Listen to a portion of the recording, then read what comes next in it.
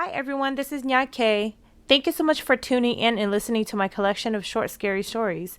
I hope you like it. Don't forget to subscribe to my channel to show your support and for faster access to my future contents. If you have any scary stories you would like me to share, please email them to me at nyk2022@yahoo.com, or I will be putting the email in the description box below. Thank you and enjoy. I can see them. As far as I can remember, I think I was in high school when I first started experiencing these sleep paralysis. One night I had just finished playing my Xbox and I turned it off to go to sleep since it was a school night. I can remember laying on my bed and staring up at the top bunk where my younger brother slept. I had my right arm resting on my forehead and the left was hanging off the bed. As I try to sleep, I hear the static sound ringing through my ears.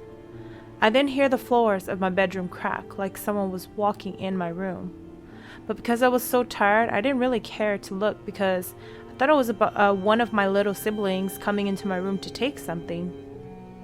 I then see this dark shadow standing beside me, but when I noticed it, it was too late. I couldn't move my body at all. I felt stuck. I fought, I panicked, and I tried so hard to muster the words help, but to no avail. I couldn't do it. At last, I fought through and was able to break free.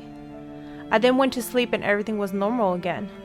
I couldn't understand what just happened, but I knew it was not a doing from a human. I was afraid to experience again, but it seems to have gone away. Therefore, I have forgotten about it. The second time this happened to me was at my cousin's house, where we planned to sleep together so that way we could wake up early the next morning to go fishing at a nearby creek that is close to their home, or apartment complex, I should say. The night we had just finished eating dinner, I had laid on the bed area where my aunt had laid out for us in the living room. Chow, my cousin, was using the restroom, so I lay there just staring into the ceiling where Chow had put some glowing stars on it. All of a sudden, I hear the same familiar static again.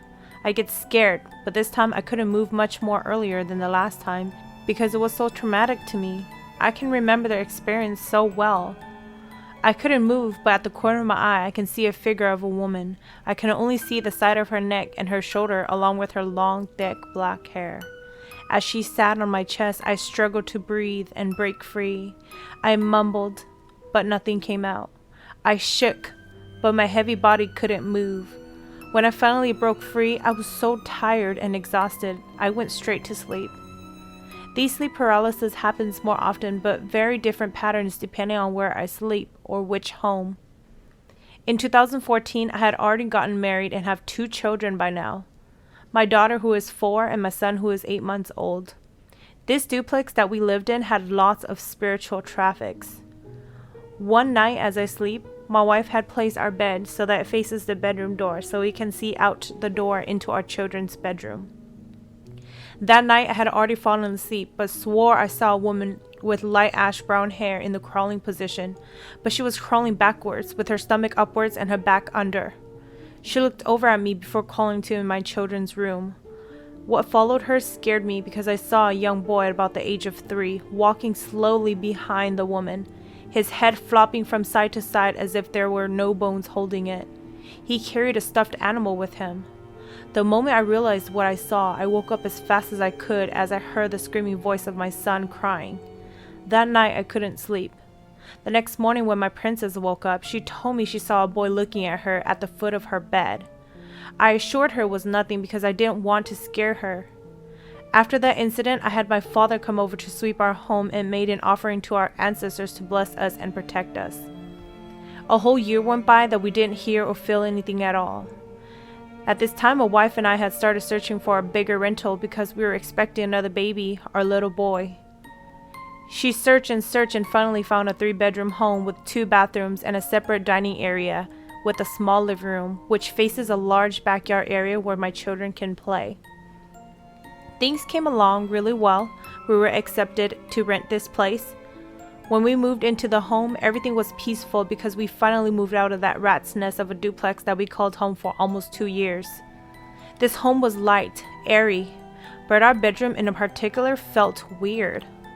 I cannot explain, but there is this feeling you get when you can sense a lot of spiritual activities in a room. I forced my wife to let us take the room so we could have the other 2 bedrooms for our children, where our boys shared a room and our daughters had her own room since she was the only girl. Anyways, one night, we had put the children to sleep. We leave the hallway light on so our children can get up to go pee if needed. As I doze off, I see the figure this time. It was a silhouette of a man with his hair down, almost touching his shoulders. I can see him hover into our room. His movement was as if he was hovering, but you get what I mean. He wasn't exactly walking. He came to my bedside and hovered over me and sat on me. This time, I see him clearly. As he sat on my chest, I can see his face. His eyes were rolled back. His tongue was sticking out. He had his head tilted off to one side where his hair followed. After he sat on me, he hovered over to the shelf in our bedroom and sat on top of it. I can see him sitting there. When I broke free from being paralyzed, he was gone. In my experiences of having sleep paralysis, I know for a fact they are not the same person. Each house has its own spiritual traffic. Some homes have more, some homes have less, and some not at all. I'm well into my 30s where I have had my fair share of experiences. The experiences I am having now in my current home is different too. I no longer get sat on, but I can see a woman figure standing beside my bedside and just watching me sleep. I once saw a figure running into my small living room where I decided to go chase, but it had disappeared, vanished. I cannot tell my wife of the experiences because she'd force us to move again. I'm also going to include the fact that I can see her in our closet. She hides in our closet and plays peekaboo whenever I am on my bed checking my phone or watching YouTube videos. She peeks at my wife as she puts on her makeup at her makeup desk, but I dare not to say anything to my wife. When I shared these experiences with my aunt, the sister of my father, she told me that my very own mother saw this lady too and was very afraid of her.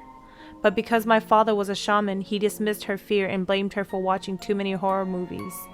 My wife would tell me she can feel something off about our bedroom where we share together, but I would dismiss it too. Let me also include the fact that this very bedroom that we are sharing together today is the same bedroom my parents used to sleep in. We will be planning a ceremony soon, and I hope this woman who hides in my closet will be free one day. Story 2. The apartment. Let me start with my story by telling you the layout of my apartment.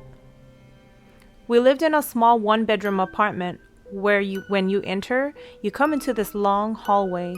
Then you can see our kitchen to the right and bedroom to the left. If you keep walking straight, you will walk into our living room and dining area. This apartment for some reason was so cheap considering the area that it is in.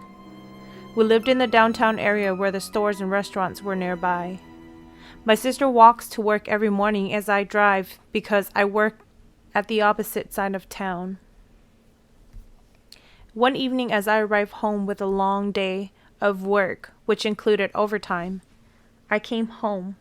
Usually my sister by this time is already home, dinner's on the stove, ready to be warmed up, and the lights are turned on. But this particular night, I walked into a dark apartment. The only light that was on was from the bathroom that was inside our bedroom.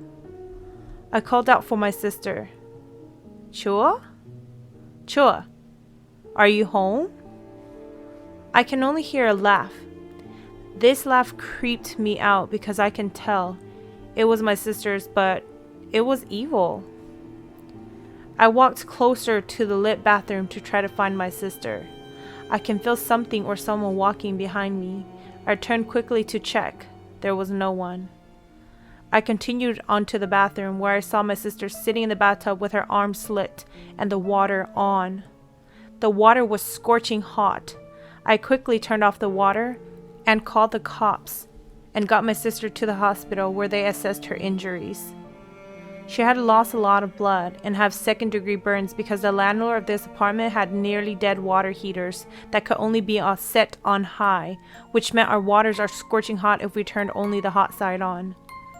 She was admitted into the psych ward due to being at risk for suicide. The time she was at the psych ward, I was alone in our apartment. This is when I finally met her. Story 3. The woman. Ever since I can remember, my father raised me alone. I had no siblings and no mother. I was only 6, so my father never shared where my mother went. But every night before I go to sleep, I hear this sound like a mother trying to comfort her crying baby. She hums like she was rocking her restless child. It sounded like it came from right outside of our bedroom window. My father was a deep sleeper, so he never hears it when I get up. Since I have been hearing the sound every night for as long as I can remember, I decided to look out the window to see if I can see who it's coming from.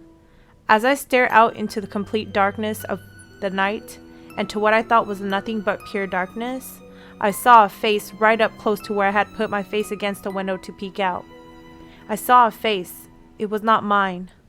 I had short hair. She had tied up hair. I got scared and came to bed beside my father and covered my head with the blanket. I never dared to look out the window after that.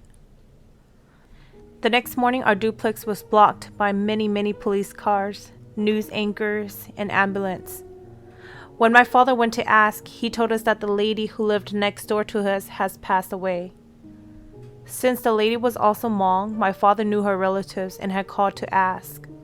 My father was told that the lady couldn't bear children.